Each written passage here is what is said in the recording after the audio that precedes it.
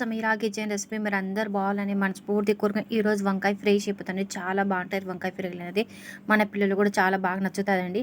మనం కూర చేస్తే మన పిల్లలు తినరు. వంకాయ ఫ్రై అయితే చాలా బాగుంటుంది చపాతీలు అయినా కానీ. నేను చిన్న సైజు వంకాయలు కోసుకున్నాను, ఒక ఆలు కోసుకున్నాను. కొంచెం సాల్ట్ వేసి మనం వాటర్ వేసి వంకాయలు వేసుకోవాలంటే చేదైపోతాయి.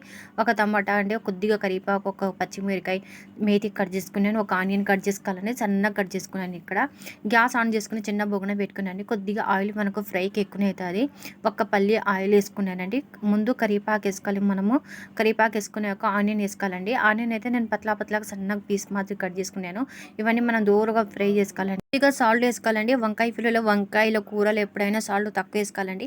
ఎక్కువ అయితే తీయలేము కానీ తక్కువ అయితే మళ్ళీ వేసుకోవచ్చండి. టేస్ట్ ప్రకారం వేసుకోవచ్చు. కొద్దిగా నేను పసుపు వేసుకున్నాను, ఒక కూసుకుని రెడ్ చిల్లీ వేసుకున్నాను అండి. దీంట్లో అన్నీ ఒకసారి బాగా కలుపుకోవాలండి. ఇది దూరగా మగ్గించినాక మళ్ళీ మన వంకాయలు శుభ్రంగా నేను చేసుకున్నాను. ముందే వంకాయలని కట్ చేసుకుని పెట్టుకుని కొద్దిగా సాల్ట్ వేస్తే ఈ వంకాయలు కూడా చేదు కావండి. చూడండి, వంకాయలు ఆలు ఒకేసారి వేసుకుంటున్నాను. దీంట్లో కొద్దిగా నేను కొత్తిమీర, మేతి వేసుకుంటానండి. మేతి వేసి చాలా బాగుంటుంది వంకాయ ఫ్రై అనేది.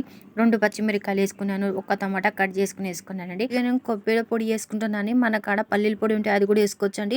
చాలా చిక్కగా టేస్ట్ బాగుంటుంది. దీంట్లో కొద్దిగా నేను ధనాల మసాలా వేసుకుంటున్నాను. ఇవన్నీ వేసుకున్నాక బాగా కలుపుకోవాలండి. కలుపుకున్నాక మనం కొద్దిగా కూడా వాటర్ వేయకూడదండి. ఇది ఆయిల్లో కుక్ అయిపోవాలా.